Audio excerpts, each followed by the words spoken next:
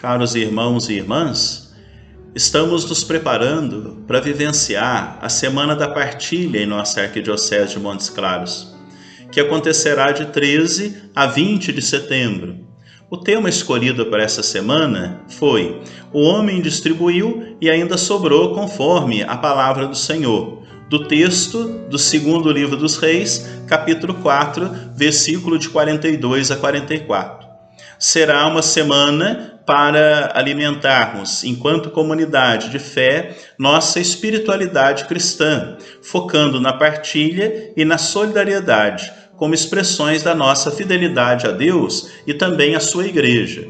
Eu abordarei apenas alguns aspectos do dízimo na Sagrada Escritura que julgo serem mais significativos para esse momento em que estamos celebrando o dízimo, que é tão importante e essencial para a vida das nossas comunidades, também das nossas paróquias e da nossa arquidiocese.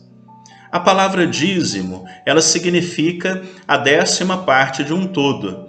Ela corresponde à quantia que se separava para oferecer a Deus, que era o dono da terra.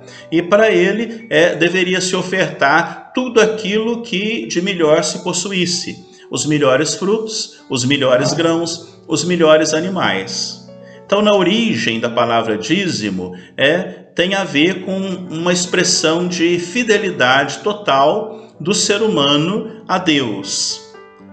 A entrega do dízimo não era somente para o povo da Bíblia um sinal de gratidão, mas também ela continha em si uma conotação ética. Estava relacionado com o cuidado, com a vida na sua totalidade, que se tornava de uma forma muito visível nas relações com a terra, com a família, com a comunidade de fé e também com o próprio Deus. Então, o dízimo era um modo do povo de Israel fazer de forma concreta sua confissão de fé no Deus Criador, que além de criar, mantinha e sustentava a vida de suas criaturas. No livro do Gênesis, nós temos a história de Abraão, um momento em que ele entrega a 10ª parte da sua colheita para Melquisedeque. E Melquisedeque exercia a função de sacerdote de Deus. Abraão ele oferece o seu dízimo como uma forma de agradecimento a Deus por ter conseguido vencer os reis inimigos que marchavam contra o povo de Israel e que haviam prendido o seu sobrinho Ló, o qual ele consegue, com a força de Deus, libertar esse seu sobrinho. O fato de Abraão entregar a 10ª parte, ou dízimo, como costumamos chamar, a Deus através de Melquisedeque, pode ser resquício de um costume que os povos antigos, como os babilônicos e os assírios, eles tinham de dar a 10ª parte de suas posses às suas divindades ou mesmo ao seu rei, como uma forma de agradecimento e ao mesmo tempo de proteção contra os ataques inimigos e como uma forma de pedir à divindade para que ela não deixasse faltar o alimento em suas mesas. A mesma coisa não acontece com o povo de Israel, pois em relação ao povo de Israel havia uma novidade, porque o dízimo ele não era entendido como uma barganha ou como um imposto, mas como uma forma que o homem primitivo, o homem judeu, encontrou de agradecer a Deus por ter feito a terra germinar, os animais gerarem seus filhotes, e em tudo isso eles viam então essa mão bondosa, essa mão generosa de Javé, que os chamava também a ser generosos e fiéis, ofertando a Deus aquilo que de melhor possuíam.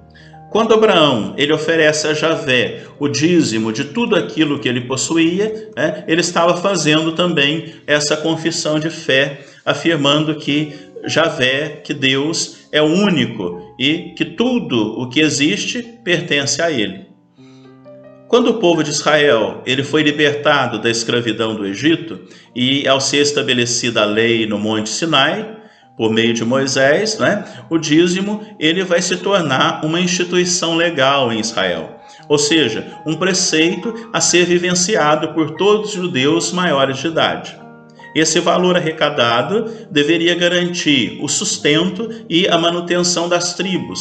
E depois, quando o Templo de Jerusalém foi construído, garantia a sobrevivência dos sacerdotes que dedicavam exclusivamente ao trabalho do templo e para manter as famílias, o sustento desses sacerdotes. No período das 12 tribos de Israel, formada a partir dos 12 filhos de Jacó, a tribo de Levi ela ficou exclusivamente para servir o altar e era desprovida de recursos financeiros. Por isso foi estabelecido que ela deveria ser sustentada pelas outras 12 tribos, que separariam uma parte da sua colheita, chamada as primícias, ou os primeiros frutos, e do seu rebanho, e estes seriam entregues aos levitas, para que eles pudessem ter o seu digno sustento. A ajuda aos levitas era uma das partes desse valor arrecadado pelo dízimo. A outra parte seria destinada a ajudar os pobres, aquelas 3 categorias de pobres que temos na Sagrada Escritura: os estrangeiros, os órfãos e as viúvas. No segundo livro dos Reis, que é o tema da nossa Semana da Partilha, o capítulo 4, versículo de 42 a 44 do segundo livro dos Reis, nós temos uma notícia que um homem de Baal-Salisa, que é um lugar em Efraim, próximo a Gilgal, ele traz 20 pães de cevada e trigo e os entregou ao profeta Eliseu, enquanto Eliseu é esse homem de Deus, é o intermediário entre Deus e o ser humano. Então ele entrega esses 20 pães de cevada e trigo a Eliseu como uma forma de gratidão por tudo aquilo que Deus havia lhe proporcionado: colheitas, animais e terra cultivável. O texto ressalta que era um costume comum nessa época, que consistia em entregar ao profeta, enquanto sendo esse homem de Deus, o dízimo de suas colheitas. O profeta Eliseu, ele recebe esses pães e reparte com aqueles que mais precisavam. Ele reparte com os pobres da terra. Ele não retém nada para si. No gesto de repartir o pão para saciar a fome dessas pessoas, o profeta, ele manifesta aquilo que o próprio Deus faz. Ele reparte os seus dons com todos, a fim de matar a fome da humanidade sofredora. E fome aqui, nós temos que entender em seu sentido mais amplo: fome de pão, fome de liberdade, de justiça, de dignidade, de solidariedade, de amor e de vida digna e justa. Então nós estamos aqui diante de uma sucessão de gestos que vão revelar a generosidade e a vontade de partilhar, tanto da parte do homem que ofereceu os dons, quanto da parte do profeta, que não guarda, que não retém nada para si, mas os manda partilhar então com as pessoas que mais precisam. Em seu gesto, Eliseu demonstra que o verdadeiro fiel ele deve cuidar, para que nenhum dos seus irmãos passe privação ou fome. Acreditamos que a grande missão das religiões é saciar a dupla fome da humanidade: a fome de pão material, que será saciada com o pão, que dará vida ao corpo, ao biológico, e a fome de Eucaristia, que saciará a fome da alma, que tem essa dimensão mais espiritual. Numa altura, então, desse texto do segundo livro dos Reis, capítulo 4, de 42 a 44, Eliseu, ele oferta aquilo que lhe foi ofertado, ele entrega, ele distribui esses pães para o povo. É importante perceber que o nome de quem faz a oferta no texto não é dito. Quer dizer que esse anônimo que oferece o dízimo a Deus e que reparte com os irmãos pode ser qualquer um de nós, que buscamos ser fiéis com a nossa ajuda generosa a Deus e a sua igreja. O homem que faz a oferta, ele reconhece que tem tão pouco para ofertar e há tanta gente para ser alimentado, talvez não valesse a pena dividir tão pouco, como que se ele quisesse colocar um empecilho à ação de Deus. O profeta, porém, ele reitera a ordem, agora assegurando por meio de uma profecia que Deus fará com que todos sejam saciados e ainda sobrará. Então a palavra do profeta foi finalmente cumprida quando o homem que faz a oferta mudou o foco dos seus próprios pensamentos, deixou de se preocupar ou menosprezar aquele pouco que ele tinha e passou a confiar mais na ação generosa e providente de Deus. Então, quando a vontade do homem ela está em comunhão com a vontade de Deus, o milagre, então, ele acontece. A descrição de uma milagrosa multiplicação de pães, de cevada e de trigo, sugere que quando o homem, o ser humano, cada um de nós, é capaz de sair do seu egoísmo e partilhar os dons recebidos de Deus, esses dons, eles se multiplicam e são capazes de alimentar todos que necessitam e ainda sobra o bastante para alimentar muitos outros mais. Então, generosidade, partilha e solidariedade são sempre geradores de vida e de vida em abundância para todos. No Novo Testamento, São Paulo ele esclarece em sua segunda carta aos cristãos de Corinto que cada um deve dar conforme tiver decidido no seu coração, sem pesar e nem constrangimento, pois Deus ama quem dá com alegria. Está na segunda carta aos Coríntios, capítulo 9, versículo 7. São Paulo, ele nos ensina que a nossa contribuição, ela não necessita se basear num percentual rígido, 10%. O critério para definir o valor do dízimo é o impulso do nosso coração. Deve nascer do nosso coração, não se tornando um peso, mas ao contrário, uma alegria de estarmos ajudando na missão que o próprio Cristo realizou enquanto estava encarnado no mundo e que deu essa missão à igreja e através dela a todos nós cristãos. O dízimo, então, ele carrega em si uma surpreendente expressão de alegria àquelas pessoas que contribuem com ele. Aqueles que se devotam a essa causa se sentem mais animados, mais confortados e motivados a viver a comunhão, pois se sentem parte do processo de evangelização realizado pela igreja. A opção pelo dízimo, ela carrega a experiência do divino, se pudéssemos dizer assim. Por isso dizemos que é uma experiência de fé, que é gerado no íntimo do ser humano, que faz a sua doação e que doa com alegria. E essa alegria, ela também serve para contagiar outros a serem também dizimistas, fiéis à igreja. Homens e mulheres as quais a igreja e o reino pode contar com eles e com elas. É inconcebível um dizimista que seja triste, pois não é possível encontrar-se com Jesus e não se alegrar. Partilhar, eu diria, é ser igreja, e é ser uma igreja comprometida com a vida.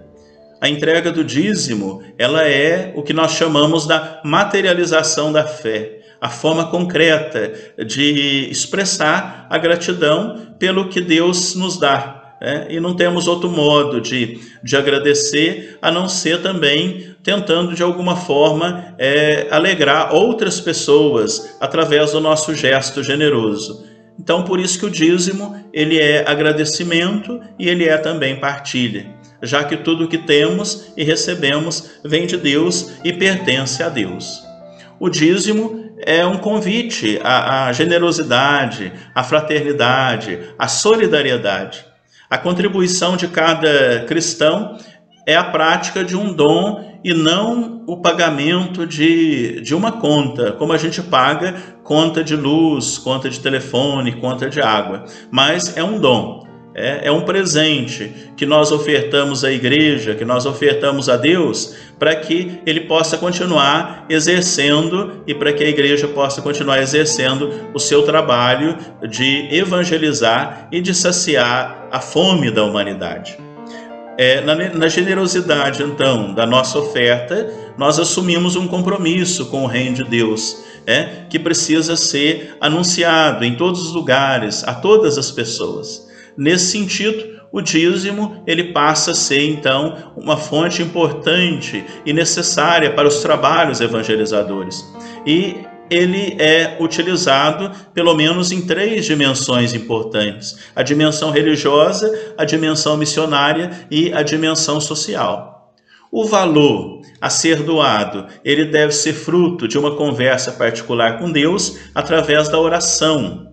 Se o fiel, após o diálogo com Deus, devolveu o seu dízimo e sentiu seu coração invadir de felicidade, é sinal que o valor que está doado é justo, e isso faz sentir bem, faz sentir alegre, faz sentir feliz.